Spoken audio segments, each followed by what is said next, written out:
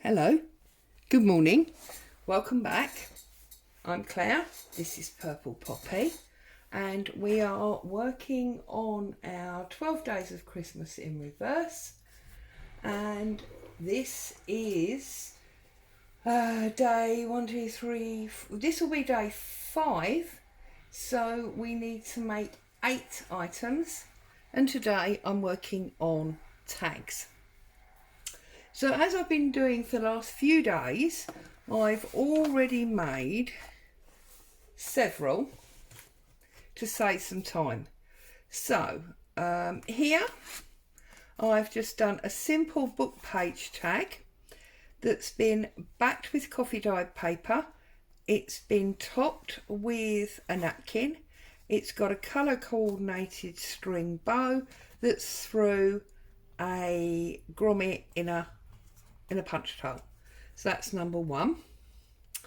Number 2, very similar. I've put a hole but I've not put any string in it, and this one is stencil and die cut with some added images, and all I did for that one is I used my die and my die cutting machine, and I then used it, obviously, it was this one I think. I then used this, there you go, to stencil through, and then I use the actual cutout to put on the top. So that's a way of stenciling or adding die cuts. This one is a very simple page out of a book. You can see it's page 489. I've coffee paper dyed the back. I've added some cheesecloth, some edge punched music sheet and some string, and there is a hole and a grommet in that one, and that book page just came from this book.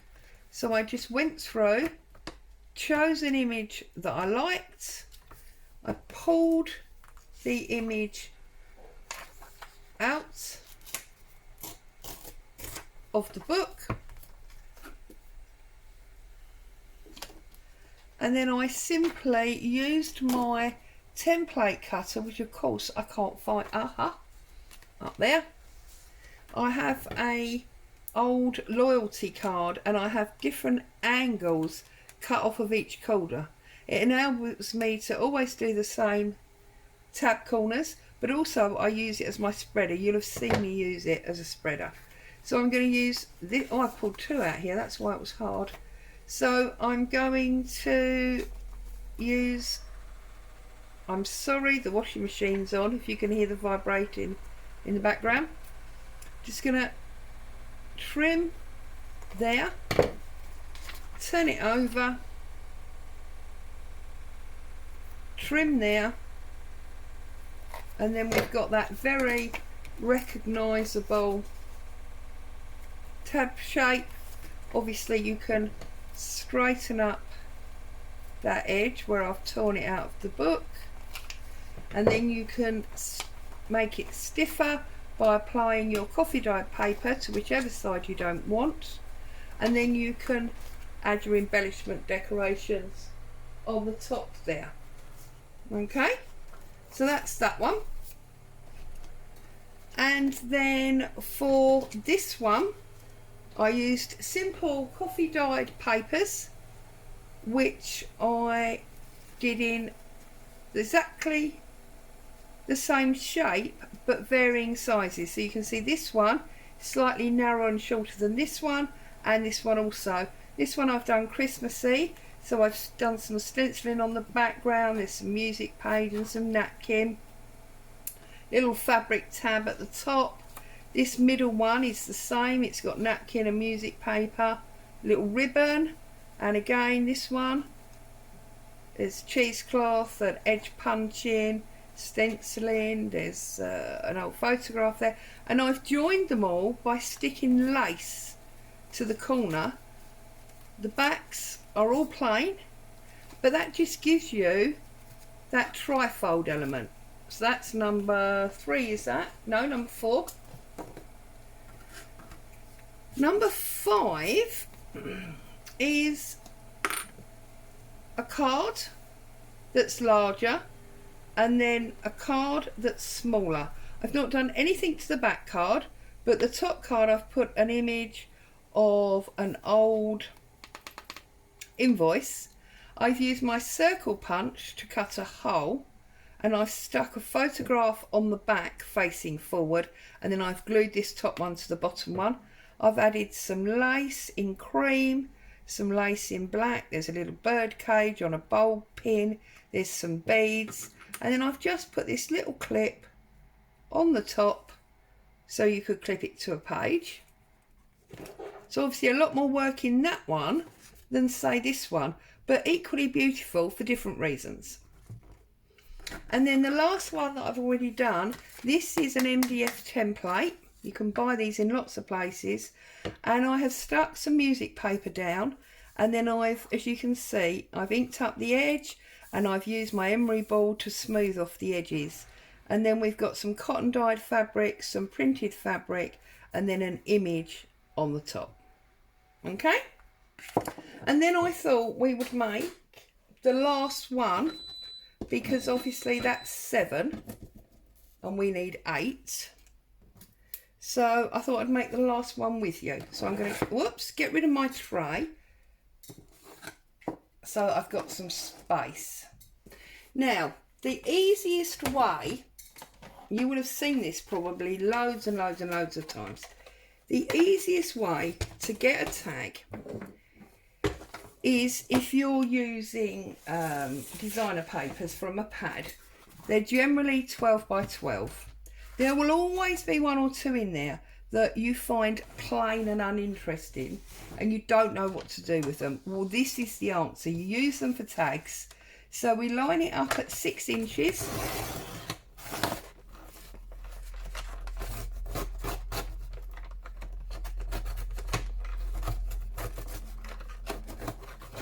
Very thick paper, this one. We line it up at 6 inches. Oh. And we cut it in half. Okay. And then I would normally do them together, but because this is so thick, we cut it in half again so that we have a 6-inch square. Okay. And then we cut it in half again so that we have a 3-inch strip. Now that means out of your original 12 by 12 sheet, you can get 8 tags, because look, that's your original 12. Obviously it was double. We've cut it in half, and we've cut it in half again, and then we've cut it in half again. So you get 2, 4, 6, 8 tags out of that one sheet of paper. Okay, and obviously you can decorate them all completely differently. It just means that your background card is the same on all of them. Now, because this side of this paper, this wasn't me, this is how it was in the pad, it's already got some kind of paint or gesso on it, which makes it good for writing on. So I'm actually going to turn it over and decorate on the other side. So the first thing I'm going to do is bring in my corner shape, and I'm going to trim that off there, flip it over and trim it off there. Okay, so now we've got our traditional shape. I am then going to use elements of this page that was a freebie in my group to decorate up this. So the first thing I'm going to do is I'm going to get my decal or tear ruler, and I'm going to tear down there. This is just vintage newspaper. If you're lucky enough to have some vintage newspaper or magazine, then obviously you can use the actual piece if you want to, rather than a copy. So I'm just laying that very roughly on there. I'm going to turn it over, see where it comes to, little press line, and then I'll go just marginally lower. So I'll go there. So then that is going to stick on there for me as my background. Obviously we can trim those corners once it's all glued together. Okay, I'm going to look at tearing out this lovely Child's Play set, which actually comes from the same vintage magazine. It's a French sewing magazine, and obviously there are times when I use the actual pages, but I am also mindful, here comes the postman now, the dog's probably going to start barking. I am mindful of the fact that every time you use a piece, that's another piece that you can't ever use again. So when I know that they are old enough, vintage wise, and there's no copyright issues, I do try to copy them. And here, these are some vintage railway tickets that I am lucky enough to own. So I'm just going to use a couple of these. I'm trying, whenever I make a tag, I'm trying to build a story. Okay, and my story here is that this lady has travelled on the train to go to this shop to maybe find some jewellery that matches this dress. I don't know. Day out shopping or whatever. So I'm always trying to build a story. It may be that it's a fresh story like this I've just said to you, or it may be that the story needs to match the theme of the magazine. It just depends. So there we go. Oh, there's a little bit on this side. This side here is a bit too thin for the tear ruler. Or it is for me anyway. So I'm just going to snip that off with the scissors. Now, because these are original tickets that I've scanned, they have the travel hole clips in them. So I tend to just clip them out, just so they look a little bit more original. Okay. Excuse me. So I'm just looking for a book page to do some inking. So got my walnut stain, and I'm just going to go around, ink up these edges. So I've been receiving a few messages and comments from you. Seems like there's a few of you joining in, crafting along, which is great. We love that.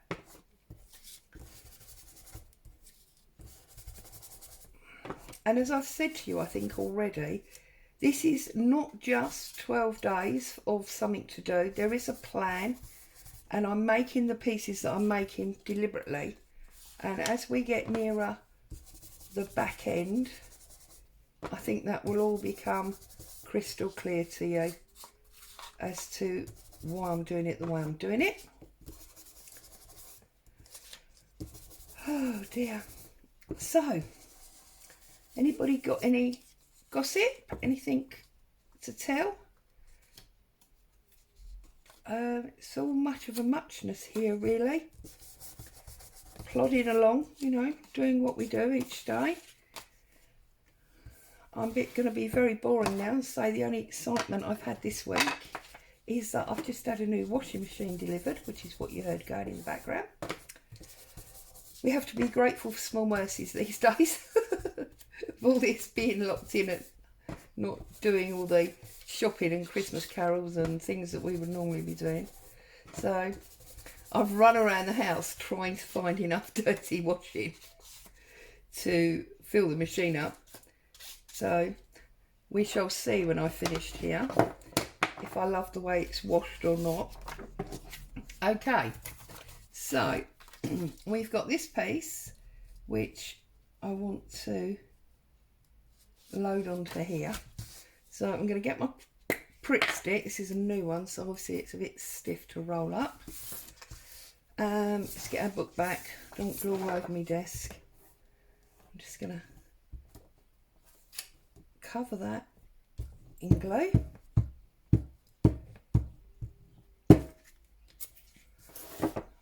cannot believe it's the 16th of December. I'm like, wowee. Where has the year gone? Considering we've not really done anything, we've not really been anywhere. Where on earth has all that time gone? And when I opened my Facebook page this morning, I wasn't very happy to see that they'd chosen to remind me, as they do periodically, that this day last year we were flying off for our Christmas holiday. So that didn't start my day off very nicely, thank you Facebook. But hey ho, there we go. No Christmas holiday this year.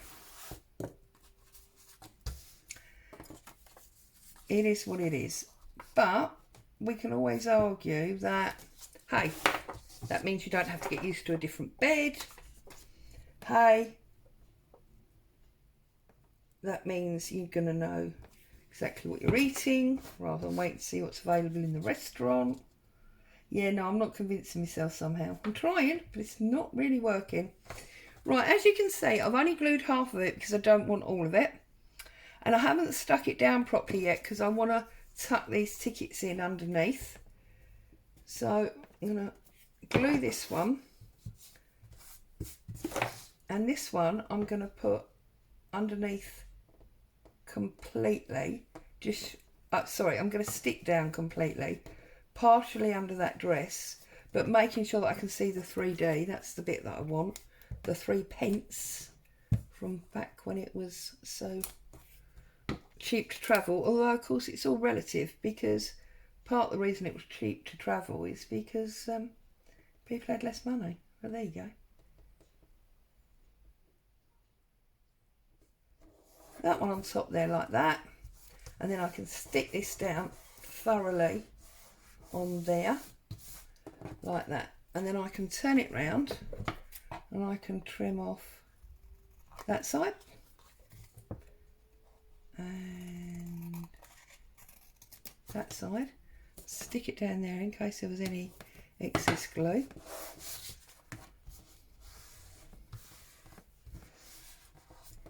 You see, and now we have this ticket building. We have lost quite a lot of the background, but often that's what happens when you have, you know, you're building layers. You see less and less of the background. It's only there for interest, not as the main focal point. So I just now want to try and work out which bit of lace I want to put across the bottom, because it's, oh,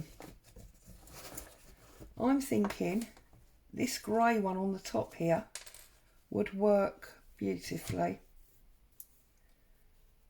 So I'm just going to use a piece of that along the bottom, like that. And then I think I'm going to use just a piece of string as the, well, as the string. Usually we use ribbon and, you know, cotton and things like that. But I think I'm only going to use just string on this one. So I'm going to run my glue stick across the bottom there. Now obviously, if you choose to, you can take this to your sewing machine and do a nice stitch all the way round the edge, just to add even more interest. I'm not going to do that now because apart from anything else, it's almost impossible to get my sewing machine on the desk while I've got my camera set up. But it is something you could do. Okay. And actually, do you know what? I think I've changed my mind. I don't think I am going to use string. I think because we've got a garment on there, we'll use a bit of fabric. So my trusty coffee dyed cotton, I'm just going to do a very, what's that, centimetre strip. I'm going to, centimetre being around 1/2 inch, doesn't convert exactly, but just as a ballpark. And then I'm going to put a little bit of glue across there like that, and I'm going to stick in the centre on the back, and I'm going to turn it over. I'm going to put a little bit on the front, and I'm going to marry that up. It does mean that some of the hole is glued and some of it's open. That's what I wanted. And then I did have, oh goodness me, let's just do another one, because I had a nice little string bow on my desk earlier. Can't find it now, so just take a piece of basic garden twine, standard bow, and then adjust till you get it to look how you want it to. And then one last real tight yank. There we go. And then I'm just gonna trim up those legs, and I'm gonna pop that on there like that. So a little bit more glue, pop him on there like that. And there is tag number 8. So there you go, there's our 8 tags. So we've got the dress shop, we have got the shoe,